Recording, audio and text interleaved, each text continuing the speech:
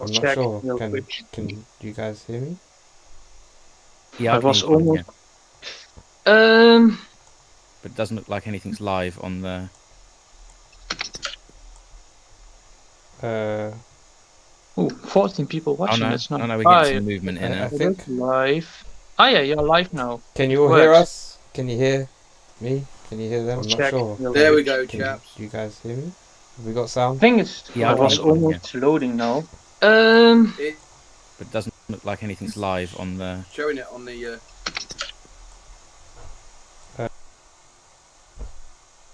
It's doing something. Live. It's Ah, yeah, playing, you're guys. live now. Can you all hear Works. us? Can you hear I think it's all right. me? Can you Yeah. hear them? I'm not Check sure. real There we quick. go, Alright, chaps. good You luck. guys hear me?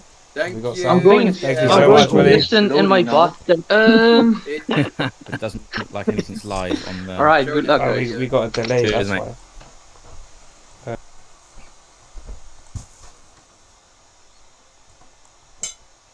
Okay. Fantastic. So right, we're here. we're here. We finally made it after a few technical hiccups that are trying to find our way into modern times. We're finally arrived in the 21st century and are just a bunch of confused time travelers at this point. Yes, very true. So I've definitely So, been should we looking just forward get to straight this. to the topic at hand? I think we should, since it took us 13 minutes to get it started. Exactly. I can't mute the what's it called? The YouTube. So what I'm going to do is come out of that. So if anyone has any questions, you'd have to pass them on to me, Colonialist, if you don't mind. Yep, no worries. I can see the have we got Excellent. an echo? We do I have an should have echo. turned it off. There should be no echo now. So do you want to kick off with a little intro, Colonialist, or do you want me to? Oh, you can go ahead. I'll let you take the reins. All right, ladies and gents. Well, thanks for joining us on this our first ever, actually. And I think the Anthem community, probably the first ever time that somebody's done a review and then did a live stream afterwards with the retailer, who I'm thankful to ask that Wakooshi came along. Introduce yourself, Wakooshi. Hi guys, Sid here from Wakooshi. So it's really great to be here. It's good to have you, man. And Thank you for obviously joining we've us. got the Colonialist as well. Yep, you all know me. I spread myself thick and thin everywhere.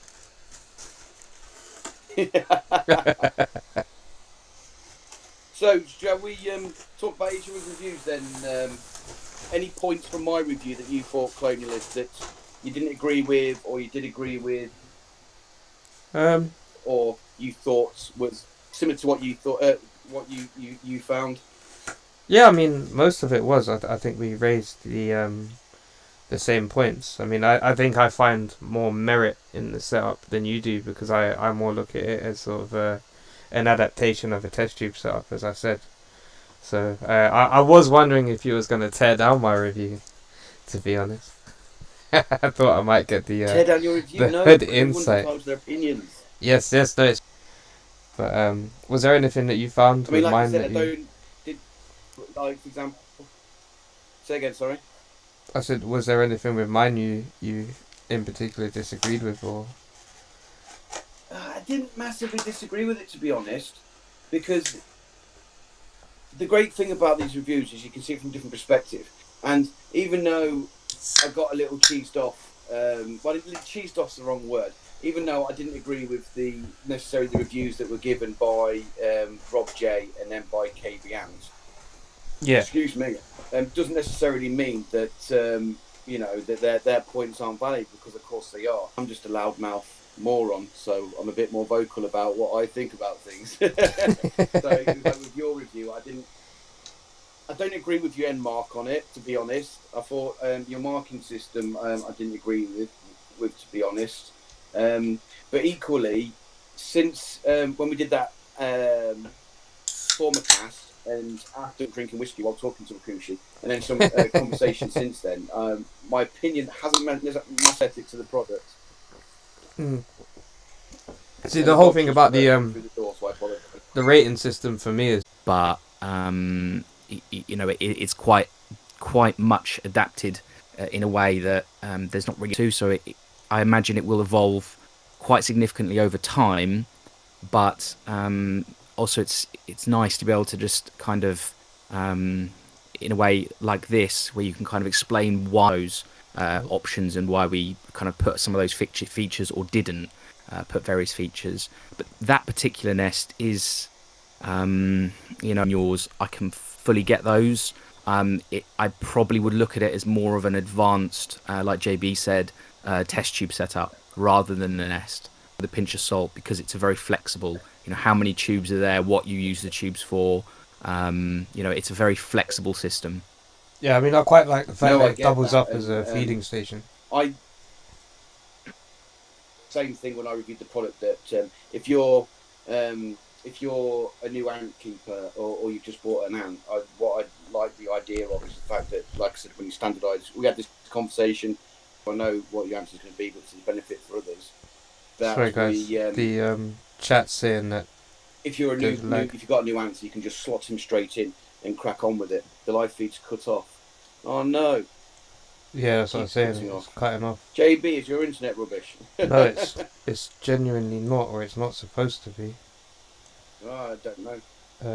Well, I have to wait and see. Hopefully, it'll sort itself out. But as I was saying, that if you could buy an ant and buy this nest, and then the ants can slot straight in. And in fact, I think on my video I showed that with my yeah, you did. Yeah, I saw that. Yeah, and I love that concept. And I think, even though I know what your answer is going to be to this one, that if you made it smaller, so it took the standard smaller test tubes, which I get from a lot of retailers, and then dropped it down to 2 test tubes, then I think that would be an awesome product, to be fair. And maybe the variation between the large and small for like small foundation colonies.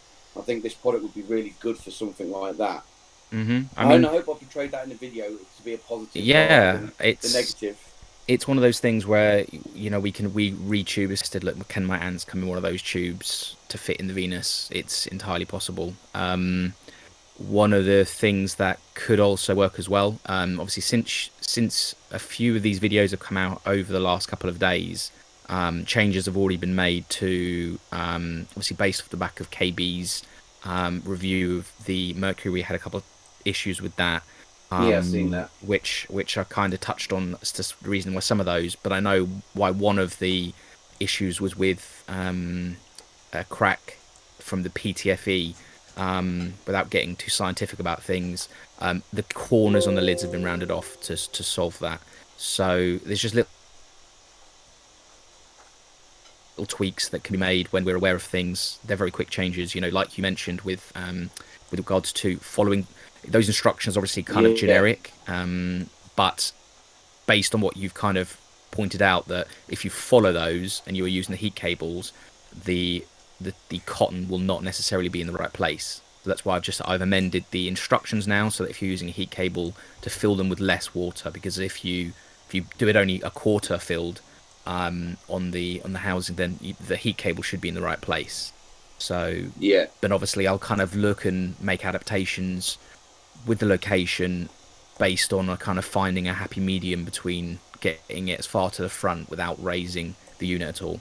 So there's improvements coming, as with anything, various, if I could say how many variants and how many sort of amendments have been made to all of the products we have. They're just endlessly getting tweaked, small adjustments just to make things easier and easier, new additions and stuff. So I'd like to think that we don't so much make products, but it's more of research and development, and it's just a continual process of doing that based on feedback and testing in-house. Yeah. See, that's what I like about the 3D products, to be honest, because obviously making 3D products myself, generally for my own use, of course, you can just modify things so quickly and change it, and have such a big turnaround as well. Yeah, massively. And that's you make a change, and every product that's printed from that point, it's problem solved. So if you do incorporate, apparently the stream's fine now. If you do incorporate, cool. Or if you do encounter an issue, usually it's just a very quick fix. most of these things are not massively complex, so it's just usually a size adjustment here and there, or adding a hole or a port or some type of system. But the difficult thing as well, with that Venus is that is actually just the first of many. Like you mentioned, and like you're aware, there is a smaller variant coming, which will use those smaller tubes. You should tell them about it, by the way. I mean, it's not going to be too revolutionary, because it's just a smaller version of that. So it's the twin tube using the smaller 100mm test tubes, as opposed to the 150mm 16 tubes. So just a smaller, more compact, and also cheaper version. So just one of the big things that we try and do is get ant keeping as physically as low as possible for people. So because it can be an expensive hobby if you let it, but at the same time it's nice to have an option for people to be able to get into the hobby, because it is fantastic. It's an amazing hobby. It's we've been dealing with inverts and spiders and mantis and everything for years and years and years, but we very recently got into ants, and just by keeping it a short period of time and working with them for a short period of time, they're unlike anything else. I'm shocked the hobby's not further along than it is, and I think that's probably down to the lack of options for correct nests, because like JB's kind of pointed out a few times, the nests that were available when sort of we were all younger were just terrible. Yeah, they were. So, there wasn't much of an option at all. Yeah, so it's nice to be able to support the hobby and kind of grow, and there's obviously a lot of social followings and things now, and all these kind of live chats and things. This is just fantastic, really. So it's nice to be part of that. Yeah, it's good to have you be a part of it, man. And to be honest, speaking to you, it's been really nice to see how passionate you are about creating and sort of like fixing your products as well, and how open you are to taking feedback from it. So yeah, I mean, it's that's crucial. I think it's if you don't take the feedback, because like I said, we're very new to ants, so there are much more experienced keepers out there. We do keep a lot of quite difficult colonies to keep, just to really test the products. And since we've sort of started doing that, really, we've noticed as they're growing and growing, they're really testing the products. So that's then making us have to find solutions in-house, but also feedback from various customers. If they point something out, it's very, very, very quick for us to correct the whatever the issue may be, and replace that product. So it's very crucial for us to be able to find those issues out, because if no one tells us about them, then it's very difficult for us to know they even exist. So it's nice. There's a lot of products getting out there in testing, so we are finding a lot of that stuff and solving it. So that evolution of the products will just continue to hopefully just grow and get better and better, really. yeah, So is as it a the retailer, sorry, KB, carry on, mate. KB? Oh, JB. KB, I've got You keep on calling me that. wrong guy. But yeah, lunatic, mate. no, I was just gonna say, I believe it's the MS MS5 is it? You said you're upgrading at the moment, or putting upgrades into? Yeah, I mean, if I said what I was upgrading at the moment, I'd probably say everything, because every single product that we're just constantly making adaptations to. And not only that, when we adapt one, usually that has a knock-on effect to the others. So for example, if we change one of the outworlds, that will usually have a knock-on, so we'll change all of them. They're all being redone at the moment in the through another generation of outworlds that are coming. The MS, yes, I want to get more fail-safes involved in that one. I've not had or known of any issues with it, but personally, I just think that I want to get it 100% secure. Well, I do want to buy one of them, because one of my they work very well. Yeah, one of my followers, not followers is the wrong thing because it's not Instagram. One of my subscribers on YouTube has asked me to do a review of that nest, and I think it would suit my pavements and their parasitic queen that's with them as well, which I can't remember the name off the top of my head, even though she's mine and I've done a video on her already. Sanguini. But yeah, I'd love to use that. No, it's the Tetramorium, isn't it? With a, pardon? Is it the Tetramorium colony with the yes, Tetramorium, hosts? the host. and the Yeah. queen is something else beginning with. Ah, all right, yeah. I remember seeing the video on it. Yeah, it's I mean they're soil-based species, with which like high humidity do really well in them. Sort of so things like I said, like JB knows, we've got a rather large colony of diversa in ours at the moment. Yeah. So I was actually they're really surprised to putting see that. So that's nice to know yeah, that there they're are really nest putting that. options available for them. That's in the Mercury nest, is it? No. They're in one of the 5.5s, which they only moved into. They were kind of the initial testing colony for the sort of MS, very first MS module. Yeah. And they very quickly, as JB knows, they're a very quick growing species. Yeah. So in a matter of a couple of months, they'd really filled that sort of first one out. They've now moved into one of the 5x5 size modules, which they've near enough filled into that as well. So it's probably going to take quite a few of those to sort of keep expanding. But I'm making pass-through modules, so it'll sort of expanding them will be very easy going forward. So it's just it's kind of solving problems as they come and just making those solutions readily available to everyone. And obviously, like we've discussed before, but not necessarily on the live stream, there's we're trying to get more specific to different species now, because I think there's a lot of nests, they're like with the Venus, it's a very generic nest. It solves the generic issues that people may have, but I think there's certain species that we keep, Harpegnathos, that they're just an unbelievably stunning species, and they're fascinating to watch, but they are very difficult to find the right housing, or they need natural setups. And we've had them in an S4, in a prototype version. They've been in there for years, and they're growing really well. So it's nice to see that work out for them. So we're working on a range specifically for those, which will be nice to get out there. But just like with the Weaver Outworld, we're tackling a species kind of at a time at the moment. Yeah. Because, I think that's the only way to do it, because you have to actually give quite a lot of attention to that species to get the product. Yeah, and it's also sometimes it's the various requirements that I think we like to look at ants as a whole in some ways, and just think that maybe all that's needed is a difference of temperature and humidity. But definitely they have a lot more requirements than maybe we think, and just completely different types of even textures and bases and sort of behaviours they have.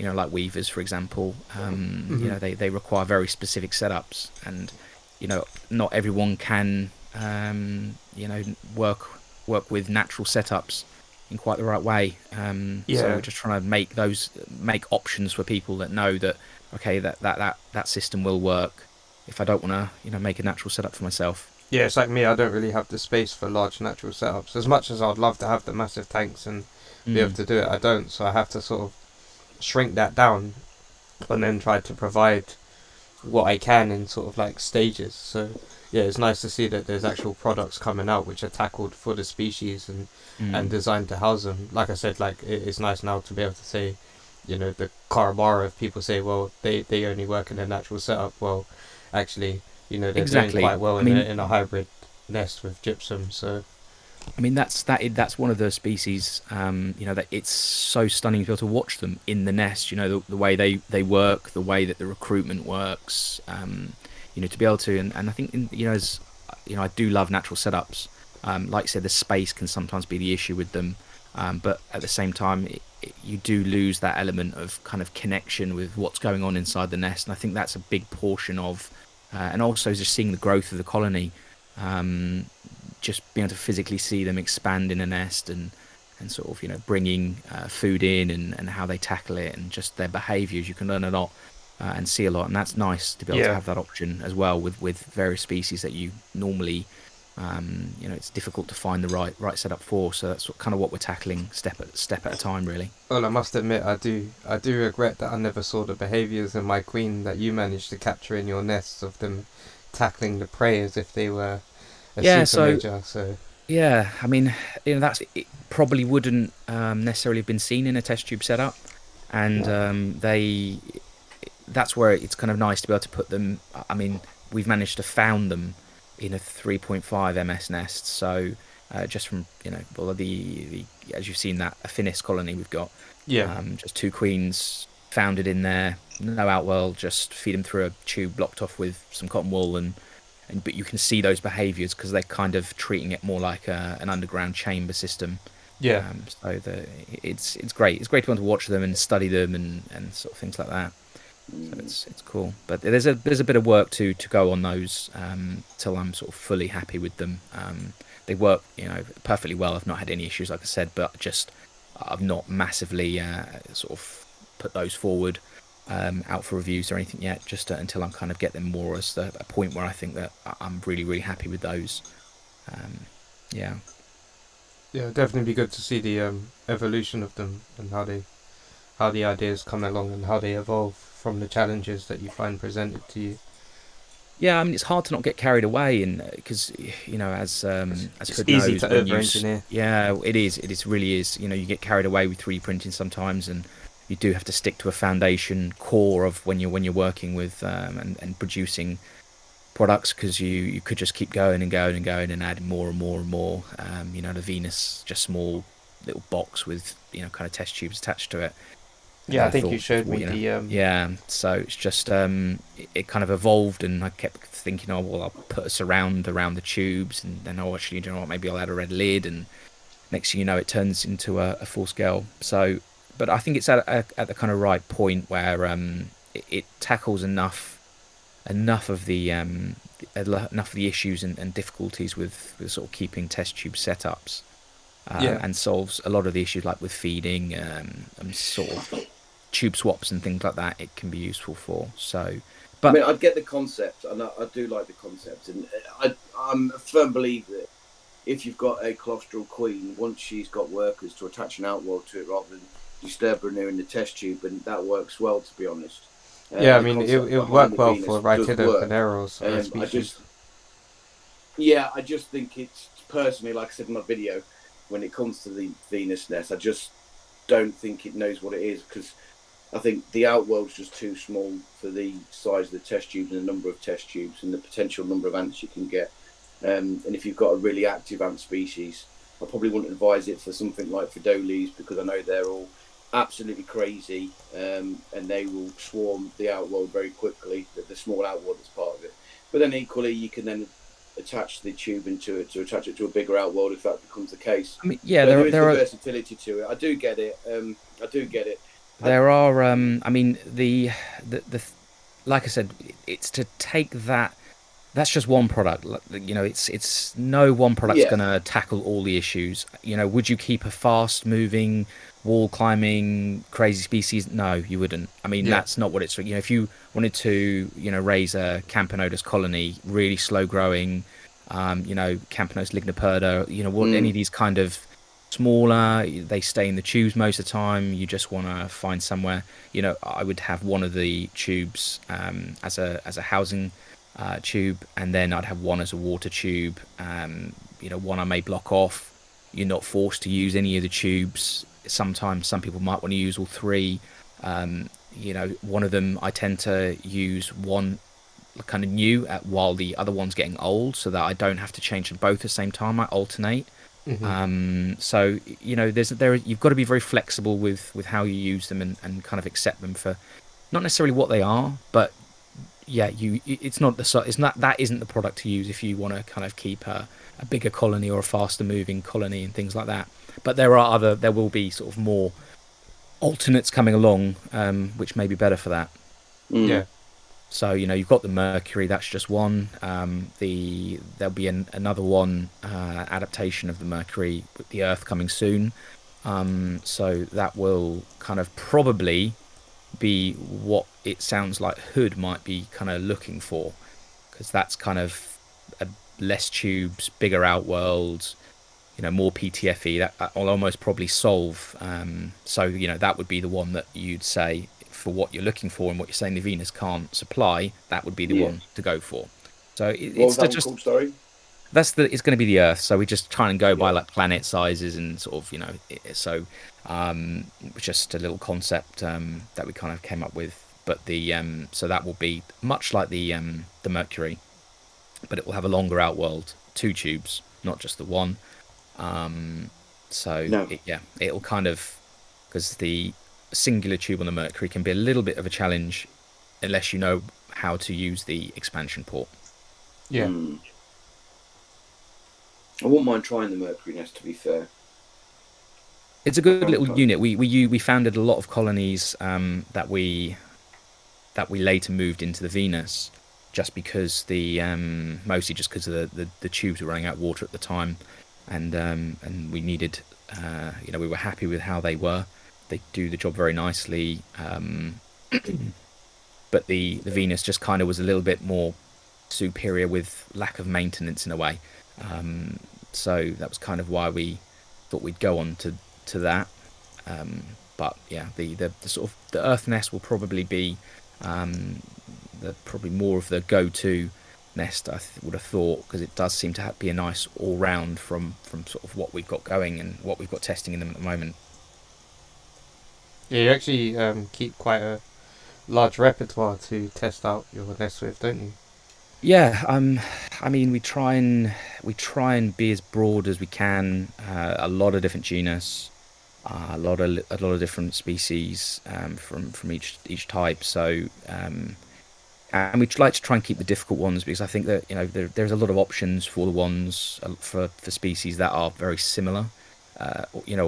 Just the easier to keep Camponotus. There's a lot of options. They're quite easy to keep. So there's a nice challenge, and also some of the more interesting species. I think that it's important to help the hobby forward really with some of those more special species. Yeah. So for a while, I've those been are the saying ones which really haven't been supported. So it's nice to be able to kind of work on the challenge of keeping those guys happy and successfully founding them. Yeah. It's good to see that nests are being targeted towards specific species, because for so long, like when I first Yeah, I started mean into... most of it's just Okay. Yeah, so most of the time it's personal problems. The issues that we're coming across with keeping, a species. We round them up, we see how they get on, kind of understand their behaviours and their needs, and then try and build products around those. And then obviously we can get them to, the 90% point, and then what we do is when we're fully happy with them, as much as we can test them, that's when obviously we start looking. We've got people who we kind of source nests out to, who will then put them to further testing. Based on feedback from that, we can then really get them to like 95%, and then usually the final minor tweaks are by sort of everyone else hitting back with suggestions, feedbacks, photos, seeing how they're getting on. Whether we move chambers or things like that. So it really is the community building these as sort of we go along. We just put the foundation in place, and the ants and the sort of community build the rest. We've got a couple of questions in the chat. So the Bludgeon said, what new products are Wakooshi going to bring out soon? That's a tough one. It's difficult because we've got so many. We've got a lot of products that we work on, go through testing. The difficult thing with 3D printing, things move along very fast, products move along very fast. So sometimes we can work on a product and then we're working on another one, and that then ends up almost superseding the previous one, so we don't launch it.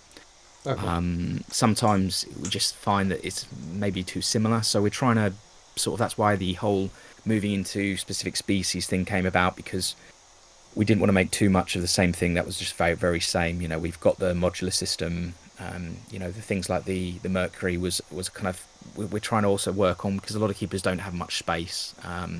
So we're trying to make things compact as well.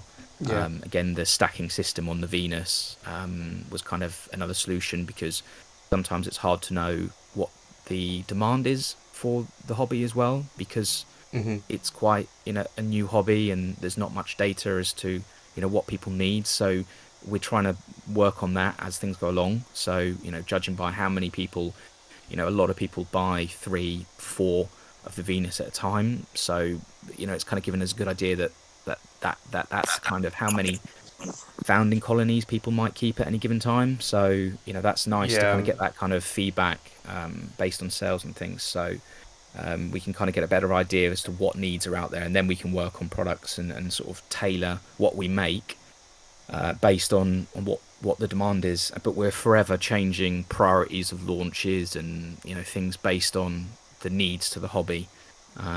So like the MS system was actually a very early project, but it was put on pause.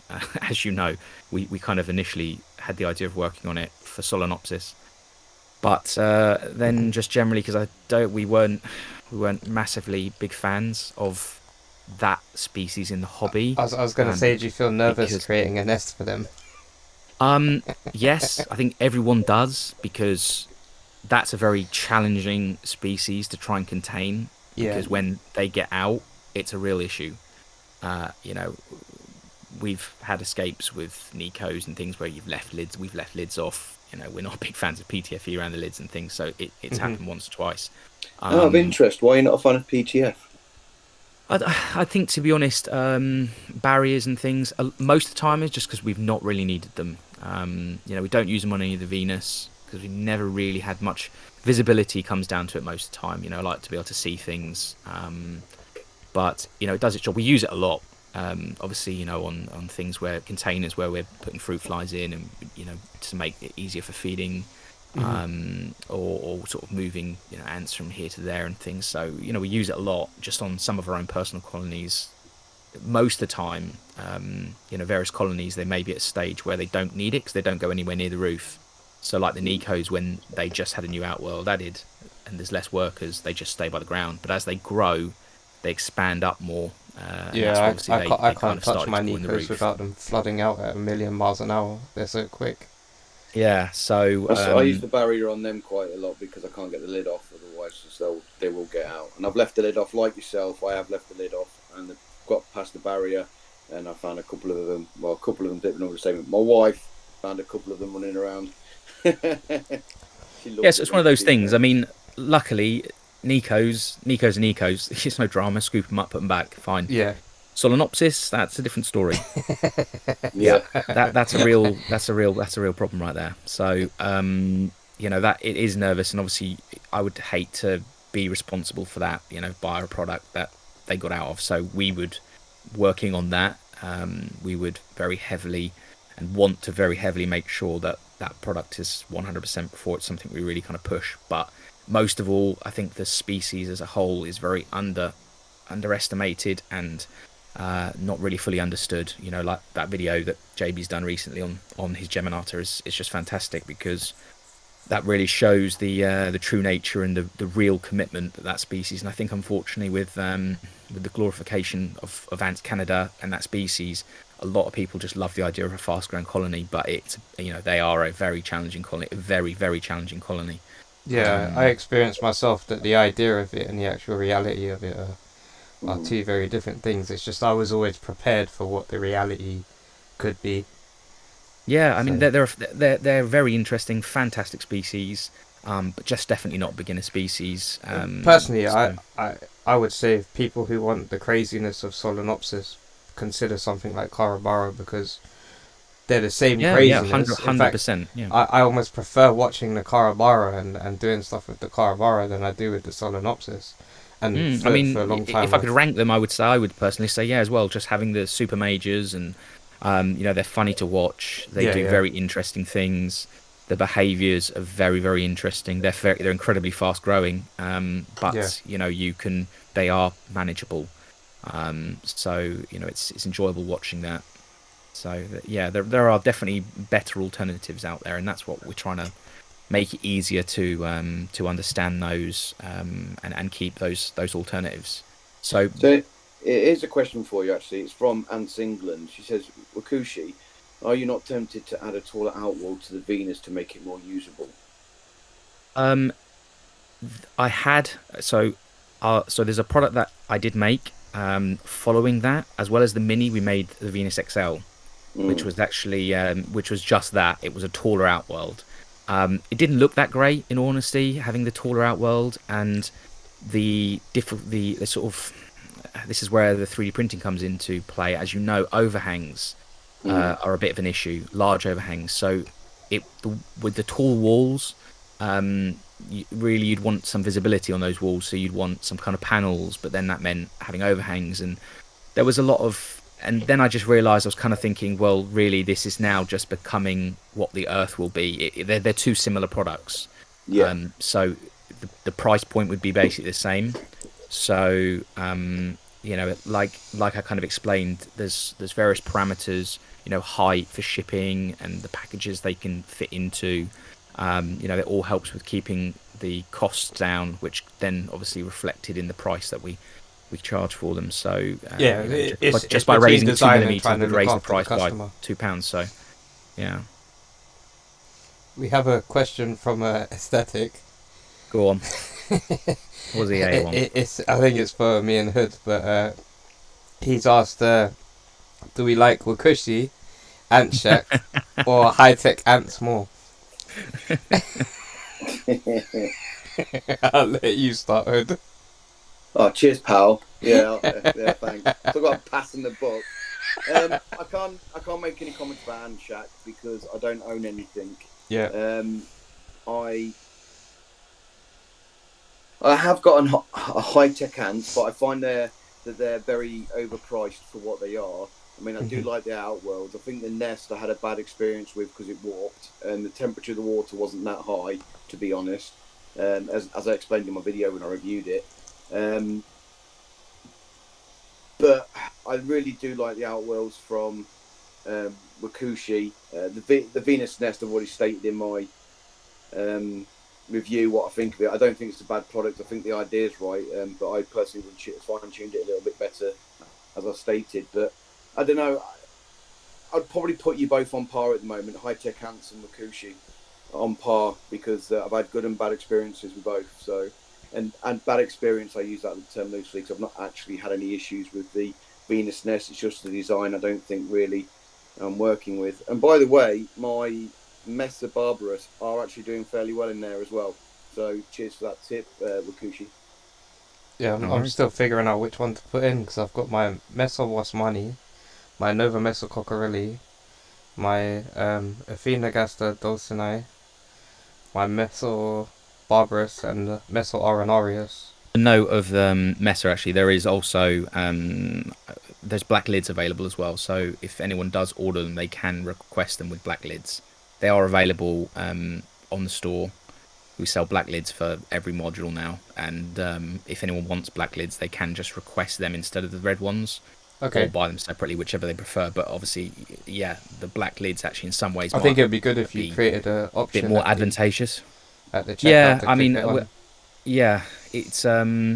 it's a little bit easier for us to sometimes spot, but yeah, that's something we can look to implement actually. Yeah, I just say that because I missed out. I actually made a mistake when I did my Tar Heel Ants review because the red cover that he does for the nest is like hidden in the back alley part of his website, and I just completely didn't see it. So when I ordered the nest, I believe they didn't have red acrylic covers for them, but they actually do. Right, okay. So, sometimes I think stuff like that can be missed because the customer just doesn't see it if it isn't.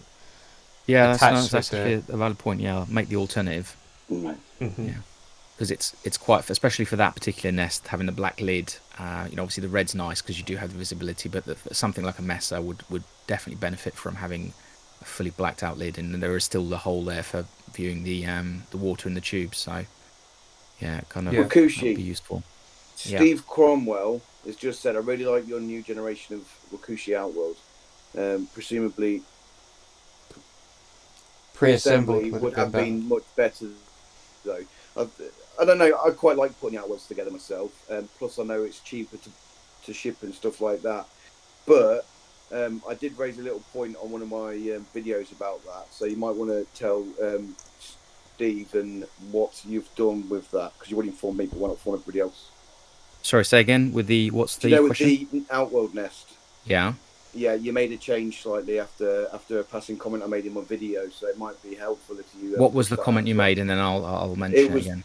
Well, it wasn't actually a personal comment. It was just that I put some glue tack on the tubing because. Okay, yeah. So, well, that's like one of those things where when you pointed out that the tube was a bit loose because you used one of the MS adapters to make a tube go to it. We'd recently changed to a different supplier for our tubing, and we had to and it seems that their tubing is not quite exactly. It's either 15mm or it slightly less than the previous one. So that obviously meant that your tube didn't fit quite right. As we obviously hadn't made one of those for a while, it wasn't something we were aware about. But obviously, just had a quick look at it, found that the tube was a little bit smaller. Bob's your uncle, slight adaptation. They were replacements made, and they were out, and now all going forward will be the correct size. So, again, just the nice thing of 3D printing. There's no molds, there's nothing like this. It's just quick change, and that's corrected now for every single one produced going forward. But with regards to assembling we used to, the very first generation were assembled. It's mostly down to damage during shipping. So especially international shipping. So it's just too great a risk. Flat packing them does take, at the same time, it is nice because we found that when people self-assemble them, if they then want to, add like an extra panel, because you can make 2 entrances to the outworlds by just changing the end panel. So if someone's assembled it, they'll know how easy that will be to change later. So kind of that sort of DIY and a lot of the things, and we make spare parts for everything. It's mostly just down to the shipping side of things, but again, shipping costs as well. We can sell them cheaper. One of the new outworlds coming will be a sub £10 outworld, so it'll be much like the S1 in size, but it will be £9.95. So it's just finding ways to make those smaller sort of setups for new keepers, and again, just keeping that cost down. How did you? What do you think resulted in the cracking that happened in KB Ants's review? Maybe? I know what it is, and now I was explaining to it's what happens, without getting too scientific about things. When you laser cut corners and in acrylic, it creates these very, very, very, very fine sort of microscopic sort of fractures in the acrylic, just from heat stress and things like that. Now, when you use alcohol-based substances, which a lot of the sort of quick drying type PTFE products are, they'll have an alcohol base to them, which is what the evaporation comes from. When that gets into those cracks, I believe there's some kind of chemistry that goes on where the quick evaporation causes the crack to expand. So when you've got pressures of the bolts possibly on the corners as well, I mean, obviously it's difficult because I'm not too sure how much they were tightened, but either way, any pressures at all would have done that. But again, as soon as I was aware of that, what I've done is I've removed the sharp corners on the lids, where it's got more of an angular shape to the lids. Now they are fully rounded off, so you don't have those corner stress points.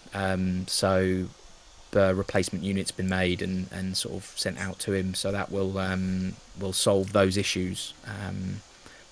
I think that was the main issue. I think one of the ones with a screw was not the right fitting. 1 in 1,000 screws we have sometimes from the manufacturers comes with a random Phillips head for some reason. So I think that was just a little one that slipped the net, unfortunately. But yeah, we occasionally get these little issues,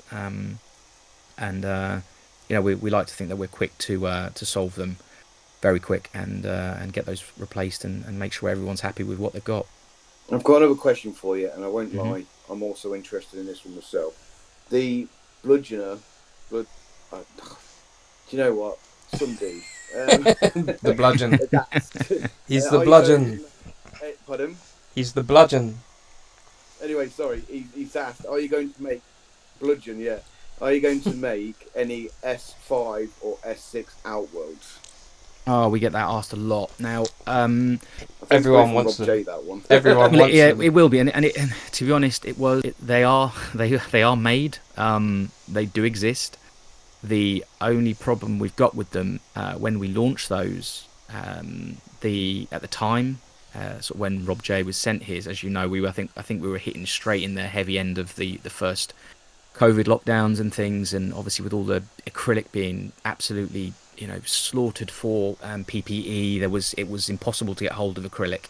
Luckily we had a nice supply sort of in stock, So it managed to carry us through the sort of majority of lockdown without having any sort of issues with regards to supplying nests and lids and outworlds and things. But those big outworlds took massive amounts of acrylic. So one of those, for example, like Rob J's, you could make, let's say, about 20 of the S1 outworlds for that his one. So, and the demand for them unfortunately wasn't, I think they're very niche because they are a very, very, very big outworld.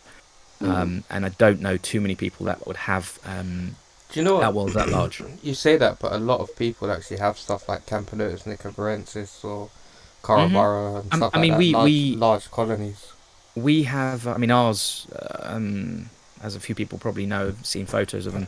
Ours is a big colony of Campos and Nicos, and we actually prefer using the S4 size rather than one big one because it makes them tend to use they're almost like satellite outworlds. They'll use one more for trash, one for feeding, so it can make sort of sometimes cleaning and things a little bit easier when they've got separated outworlds. But to answer the question, the S5 is coming. Not sure about the S6 at this stage, but the S5 is part of the new range of outworlds that are not far from being finished. So there's sort of some changes that we're making to the designs and sort of connections and things, but there should be not too much further down the line. Yeah. So well, Ants England has asked me a question as well. Yeah. To be honest. He said, answered, as you said you didn't agree with the Colonialist rating, what number rating would you have given it? Do you know what? It's a good question, to be honest. And what did yours come out with, JB? He got 25 out of 35 stars. So that becomes a 4-star rating. It falls in. It just hits the 4-star category. Yeah, you see, I would have only given it 3 myself, to be honest. Yeah, happy UK. I mean, I was surprised, but it's like certain things that I looked at, like the affordability, the hydration, they made up for sort of the 3 stars that I gave on the other aspects, like durability, because I said 3D printing has a sort of shelf life. Some of the parts feel like there's stress on them, so I don't know how long the nest will last. I don't know. Obviously it's not going to last forever, but I think it will last a good while. Lifespan of them, the sort of material they're made out of is lifespan don't really come into question unless you're keeping them outside in natural elements like rain and sort of freezing temperatures and regular heat. PLA, the sort of material they're made out of, obviously it's a natural ingredient, I believe made from cornstarch or something like this. So, but it doesn't deteriorate. We've got products that we made 5 years ago, and they work and they function same strength, exactly the same as from day one. So there shouldn't be any issues with regards to deterioration. What about warping and stuff like that? Because obviously my previous experience with the 3D printed nest, that was one of the big things that ended up happening with that, is it warped. What part warped? What exact warping happened with it? The acrylic part, and then part of the nest as well, where it was being heated. The actual 3D printed part warped. So if you're involving heating on thin parts, now if the unit itself was much lower, you may have an issue with a heat cable, like if it was only, let's say, a centimetre high, but that unit's quite high, so therefore the heat shouldn't travel up anywhere to cause any warping, and also there's no stress points around where the heat cable is, so the heat cable won't put any pressure, so if it does warm anything, and because of the way in which the tubes are applying pressure, they're pushing it towards the end, so they're not pushing it sort of sideways. Yeah. So I one of my tubes actually puts a lot of pressure on the actual nest. Like it's just one of them. Yeah, usually one of them really will. Difficult to get out. So one of them will tend to usually be a little bit tighter than the other. We tried looking at. It was kind of better being tighter than not tighter. Yeah, that's what I said in my nest. It's better that it's wedged in and. Yeah, it's the same with the with the, you mentioned the outworld port.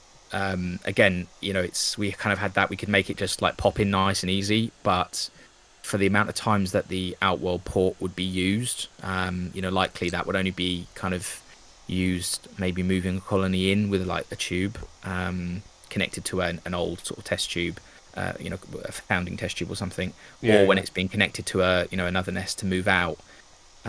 It's not the sort of thing that really would be popped off or popped on very regularly, so we just figured that the best option was to go with a much tighter fitting, just again to fail safe and against any escapes. Yeah, I just added it to mine because I'm the type of person that would pop it off with the intention of adding something to it, and it would all go wrong, and I'd be trying to put the cap back in. So Yeah, I mean, getting it in can be a little bit tricky once you've got it out.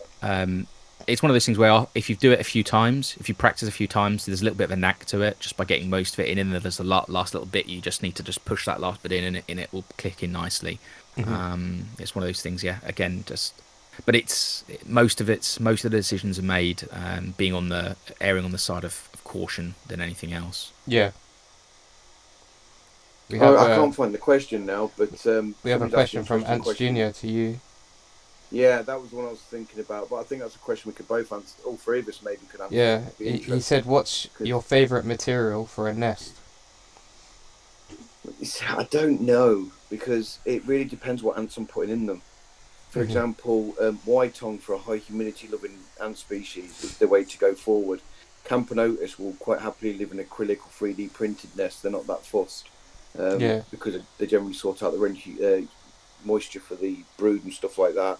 So it really depends what ants we've got, to what they prefer, to what my favourite would be for that ant. I mean, don't get me wrong, I love the 3D printed side of life because of the versatility of it and and how quickly stuff can be changed. But equally, I don't particularly like 3D printed items because I don't think that they've got the longevity 3D of printing life. it's not it really is just the structure around as an actual material. It's not the best for ants. It's not the type of thing the surface they like. It's not the type of material they like. Yeah, but it does make a good common, a good way of sort of holding the right type of material. Yeah. What do you think, JB? Well, yeah, I was just thinking that because you said about the etong for high humidity and stuff like that, but I'm obviously having the opposite experience where it's drying out too fast and doesn't have the they're more, for me, they're more arid nests at the moment because I just can't seem to keep that hydration in for them. So I'm actually starting to move away from using etong products because I just find keeping them hydrated is too much of a problem. Well, I think for my main experience of a successful white tongue nest was the ant kit one I've got my Fidolis in. But that's a hybrid in a way. Yes, and it's mainly because it's got a hydration chamber that works. Hydration in it, yeah. Yeah, and it's got a wick that goes into it. I actually did a review on it, and I wouldn't mind revisiting that review. I don't think I was unfair in it. I just think that it was a bit limited because of the heat cable, but and the position of the heat cable. I do think it's limited in that still. But actually, KB, if you check out the company, they honest. pronounce it Waitong, not Etong. And that's the company. What, white tongue? Yeah, what did I say? What did I say? Etong, I think. I'll tell you, why don't you just... nearly swore. You know what, Michael, for saying stuff. Leave me alone. Everyone. How many beers deep are you right now? I've only had one beer, and it was only one Desperado, so it's only a small bottle. So. And people are going to start thinking I'm an alcoholic. It's a school night tomorrow as well. That's why I'm not on the whiskey. I'm finally off, and I'm not drinking. What am I doing? I'm actually sneakily trying to eat some food while we're talking. So. Oh, Etong. Sorry. Yes. No, I did say Etong. That's how they pronounce it. They pronounce it Etong. Is what I meant to say, not Waitong. The company pronounce it Etong. Well, I don't like that company anymore, so they can shove it. Well, it's pronounced the way it's spelled to me is white tongue. So eat something, mate. Eat something. Anyway, we've got another question actually, but this is more about ant-related stuff. How do I get my? This is from Tapper. There you go. How do I get my ants to move out of an old test tube? It's dirty black mould on cotton. and about to run out of water. I have them in light for the past month or so, and they won't budge. Now, I'm kind of going to guess here, and they may prove me wrong, that it's probably Lagius Niger that she's talking about. They're talking about, sorry, because I struggled to get them to move. I've currently got one that's been on the light for the past 3 weeks, and it still hasn't moved out the test tube. So maybe you guys have got tips on that one. Moving ants.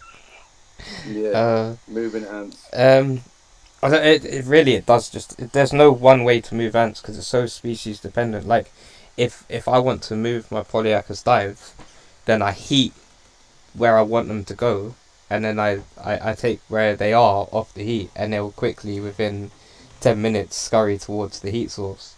Other species you need to almost overheat them to get them out, but that's dangerous because some are so stubborn they'll die. You can try the light method. Campos. And then sadly the very last method to use is to take a really soft makeup brush or something like that and then force them out. But forcing it, yeah. yeah, I don't personally like doing that one. It makes me really nervous. But that's sort of the last resort if it's getting that bad, I'd say. But otherwise, it's just waiting for them. Yeah, it's a patient. You have to have patience for it. It's definitely a waiting game. Yeah. There's no easy way. There's no right or wrong. You just kind of have to judge it by how it is and try different methods and see what works. But if you are gonna try and overheat them, then and that's only to like 30 degrees. Like don't try and go above, but do it very, very, very slowly. Very slowly, yeah. Mhm. I've not really had much issues moving ants apart from Lagius Niger. Niger's, to be fair, Niger's well pronounce it. Go on, tell me how to pronounce that one. Yeah, Niger. I say it that way. Ants, by the way. Yeah. They're the only ones I've ever struggled to move, and all the rest seem to move quite winnily. Got some bad news about my meat ants, though. No. I know that, in conversations between me and you, I told you that the test tube had dried up with a meat ant queen, and she had the brood. I attached another test tube for her to move into. She didn't move, but she ate the brood. Oh. And so I'm starting again. This is the second time she's eaten the brood. So I'm getting a bit worried about her, my old meat ant. It's off on a tangent, I know, but I'm getting worried about her now. Oh, that's like my Nova Messor. She just keeps on she lays an egg, a single egg, which grows to a single larvae, and then just before it pupates, she eats it and does exactly the same thing. Yeah, I'm very disappointed, to be fair, because I was really looking forward to getting the meat ant queen, but if she keeps doing this, I don't see her actually ever developing a young. So what, did she run out of water in the tube? Yes, she did. So I attached a new test tube, hoping she'll move towards the humidity and take the brood with her, but instead she just chowed down on the brood. Yeah, it's certain species like Camponotus, Messor, they're so quick to eat the brood. Lasius, they'll grab the brood, and just run for their lives. They I don't know what it is about them, but they will never eat their brood. They'll do everything they can to save it, but I've never seen them eat it. Whereas other species are just like, it's over, eat the brood, we'll lay more. Just chomp on them. Yeah. Save the protein. It's more important than what it grows into. Even though they can get more protein if they let it live. I know, that's what I mean. Short-sightedness on the ants. But then they haven't got great vision, have they? No, they don't. But saying that, though, I don't know what to do. Well, I'm going to leave her in a test tube, a fresh test tube with plenty of water in it. Fingers crossed she does okay, but who knows, eh? Put her in a Venus. Put her in a Venus. She won't run out of water. She won't it's run true, out of water. She won't run out of water. Yeah, she won't. But she might be stressed because the end of the test tubes all open up. But I must admit, that was one thing I did like about your Venus nest, going back a couple of steps in the conversation. I do like the fact you've got different holes on it as well. So you've got that option as well. Can be for bigger or smaller ants, or if you want a more narrow opening to less stress them out because they've got an open test tube. It's a really good idea. I mean, Yeah. it's just. I think the most important thing for a lot of nests is just to give gradients. That's kind of something that we've noticed is quite important and works really well. Is ants, like they do in the wild, they know what they need. They know better than any of us will know as to what sort of conditions they might need, what they like, what they need. So just giving them those choices, because one of the before, like the final tube doesn't necessarily have to be a water tube.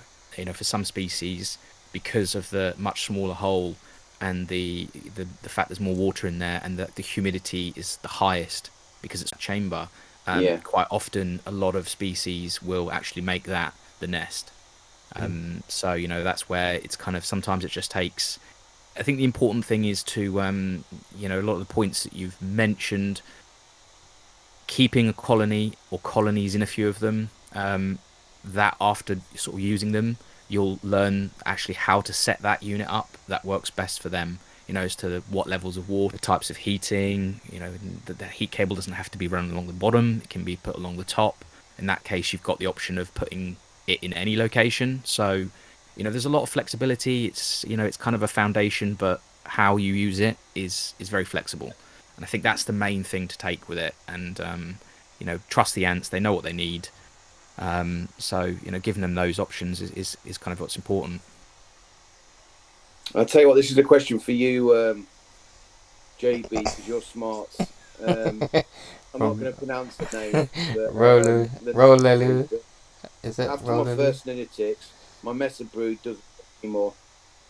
Yeah, started around March. Could this be a late diapause? Well, the weather lately has been a bit bipolar. So we've had like warmth, but then we've also had quite a lot of drops in temperature. So it is possible. If it continues into sort of June, Snowing July. here a week ago. Yeah. Yeah. I mean, the ants will pick up. Like, we don't realize how attentive they are to the weather around us. It might drop a couple of degrees, and the ants will pick that up, and they'll go into if they go into diapause naturally. If it's a natural sort of biological thing for them, they will just kick in, and it's just to preserve themselves over harsh times. If you take mussels, for example, they don't actually need to hibernate, but they do it purely to survive weather that they can't survive in, or food shortages. So if it goes into sort of late June, early July, then I'll sort of start to see if there's other issues, perhaps in temperature or humidity. See, my ant cave's generally quite warm at the moment, just because I think I've got so many heat cables and stuff now. It warms the ambient temperature of the room to around 25 to 26. Yeah. Yeah, which is, generally speaking, I think that's why my message when I did get them were just queens. Why they've got so many, they've got quite a few workers already, to be fair, and they've got quite a few brood piles.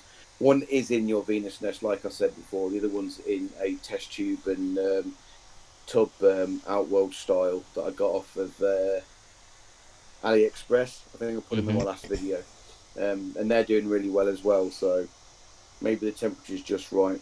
I just need your Mesa Orianus that you get, that I've got to get some Nitix so I can give her an Outworld as well. Well, I couldn't I believe need- on I my need to last leave her check that alone. I mine can't stop restarted. staring She ate her brood and started again, so she's basically at the same level yours is. Really? Yeah. I'll be looking forward to do a care video on them and to do a look into them properly. But I've got so many videos to do at the moment for care videos and things like that. Because I generally We can join up on it if you want. What, do another tag team? Yeah, why not? I mean, now that the like a live bit door of has tag team opened, it's all going to be a bit more content crazy, I think, because I quite enjoy these lives and sort of getting together with I different think people that's and having these chats. So yeah, so do I actually. I do like I said, this is my outlet, isn't it? The reasons why I started videos was because I needed to talk geek and I had no one to talk geek with. So that's why I started doing videos, because I don't talk much about work. And these kind of like fuel that as well. And I think it's great that we can get people like Wakooshi on as well, and have a chat with him, especially when we review his products. So to show everybody that even though I might sound like I'm being mean and horrible, there is no hard feelings. I mean, it's also good from a retailer's point of view as well, just being able to kind of, in some ways, reply to the points and maybe explain why they were done, or the alternatives or the solutions. So it's kind of it's nice when those reviews come out, and not only that, just to be able to kind of bounce back on further feedback, which is cool. So I must admit, sure. it's nice on our side as well, being content creators, to be able to bounce off the retailers and manufacturers, and for you to be involved in that way as well. And I think it's nice for the community as well, because when I was speaking to you, I said, I always believe this because that's just what the community had always said, but it doesn't mean it's true. So it's that sense of like the community it's gets nice to to know be able you. to connect more with the community as well, and yeah, and have those questions asked that generally people don't think that we could be contacted, and mention those things, or just ask simple questions about what's going on, what's coming. So it's cool. I mean, it's nice. It'd be nice to see this kind of format sort of going further forward with other retailers, and just to be able to hear more about the different retailers and stuff. Yeah. The stories behind them and stuff. What their choices were behind various nests, or maybe just explaining what they're better used for and things. So, but it's really good. Yeah, I do love the concept, the idea. I don't see like menace, but that's just my own personal opinion. I think there'll be a few. And I after mean, all, like, guys, we are entitled to them. I mean, if you look yesterday, I did the with Formacast on his show, which I co-hosted. We did the interview with Poramore Art Ant Shop, which was really cool, and that's what I was thinking, where you was talking about the 3D printing there, and you view it as sort of like a casing rather than a nest material, and that's something, use it more as a casing for their nests rather than the actual nest itself, because of the limitations of the materials or how the ants react to them. Yeah, it's exactly. Yeah, I mean, it's it's not something in nature. It's not something ants would decide to choose. It's a nice sort of product, a nice sort of material to work with. It's just, unfortunately, until you can 3D print acrylic or something, it's the go-to material for those quick changes and sort of making those adaptations. Well, it gives you an incredible scope, really. Anywhere near as quickly. Yeah, it's just much more control. The changes can be made quickly. From sort of how the range has, it started maybe not even probably 2 years ago. It was about a year ago, I think, Generation 2 launched. And there's been a lot of products come out in that time, and there's a lot in development, and there's no way to have kind of work or produce that many products with anything but 3D printing, and it's not the best sort of material for on its own, but when you combine it with different materials that work better, and sort of making those hybrid type setups, that's when it can work really well. Yeah. Speaking of, obviously I know you make the 3D printed hybrids with gypsum. Are there any other materials that you want to use or are considering to create a hybrid with? Yeah, I mean, there's tons. We've tested nearly everything. So from when we first, we've tried with Itong. We've tried tons and tons of different materials with different hydration methods. Some even hydrate. Well, the original generation was based on just sort of hydration underneath 3D printed. But yes, there are. I don't want to spoiler it too much, but there are future materials being incorporated into 3D printing. Yes, that'll definitely be exciting to see. Yeah, so to tackle the different species sort of difficulties. Yeah. Me going forward, I mean, one of my tactics now, when I have a species that I'm worried that I'm going to struggle with, like when I had the Carabara, I did the same with the Solenopsis. I've tried the same to save the Fidole Noda colony, which I don't know where it is at the moment. Is I then give them different nests in a modular sort of system. So it'll be one will be a dirt pod, one will be an acrylic nest, one will be an I Etong see, nest, yeah, and yeah. then I let them choose where they want to go. So Mhm. I think sometimes some nests, or at least with the hybrid stuff, I've kind of got this like vision in my mind that there'll one day be a nest that might have like, I don't know, a section of it that has a wooden lay, a section of it that has Like a, an ultimate hybrid. yeah, do you know what I mean? Like Yeah. each strip has a different sort of material, and the ants can use which bit they want, kind of to what suits them in a way.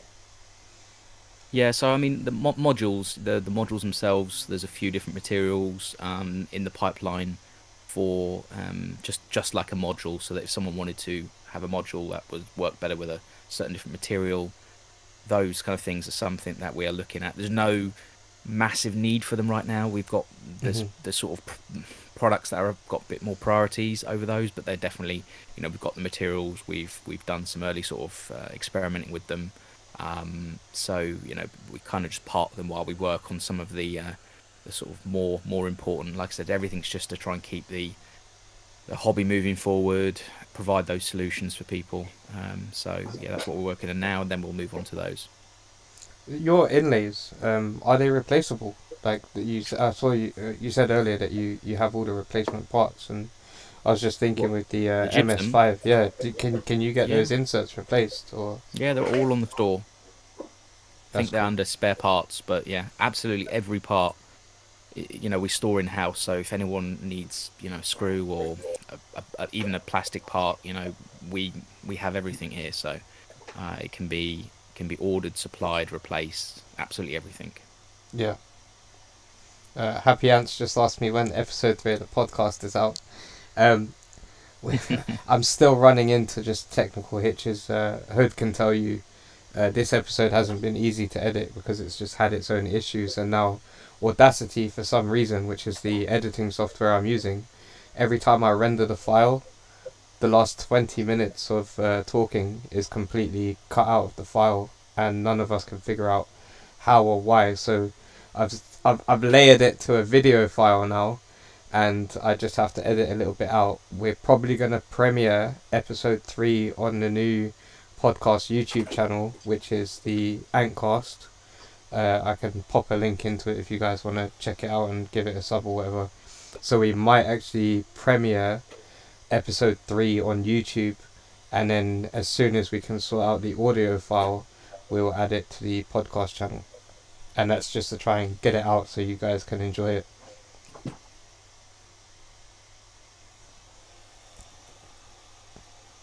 Where's Hood gone? I'm still here. I'm just I'm being quiet. Yeah. Has anyone else got any more questions while we're here? Has anyone got anything that they want to dislike the stream? I always get a dislike. I don't know what it is. On every video, I always get a dislike. There's always one, isn't there? There is. There's always one. But do you know what? That just shows me how much that person truly does love me, that they take the time out of their day to do that. So, I think it's awesome. I do. Love me or hate me, I'll still be here. Well, I can safely say it wasn't me because Happy Ants UK says probably Hood. It wasn't me. It's got to be me. It is not me. I Maybe think it's that might Mikey work. Busto. No, that doesn't seem to work. Oh, that'd be awesome. Do you know what? Even if he liked or disliked my video, I think it'd be cool just that he checked it out. I wonder if he ever does sit there and watch ant videos. I'm sure he Well, does. I just wish we could show them this picture that Wakooshi Ants has just shown me. The point that he's got a picture of Mikey Busto in Speedos on the beach. I just know how much of a fan you are. Yeah, yeah. Let me just see if I can actually get that up on the stream and show everyone. We're gonna add a source I'm and just see what I can concerned that do. he's got. So, in fact, I think he showed me more pictures than this before, so I'm kind of concerned. Oh yeah, I had to delete an entire category out of the Discord, which was basically Mikey and Speedos, Nice.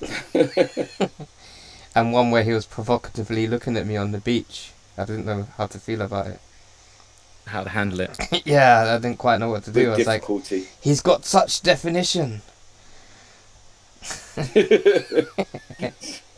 Just stop it. Just stop it.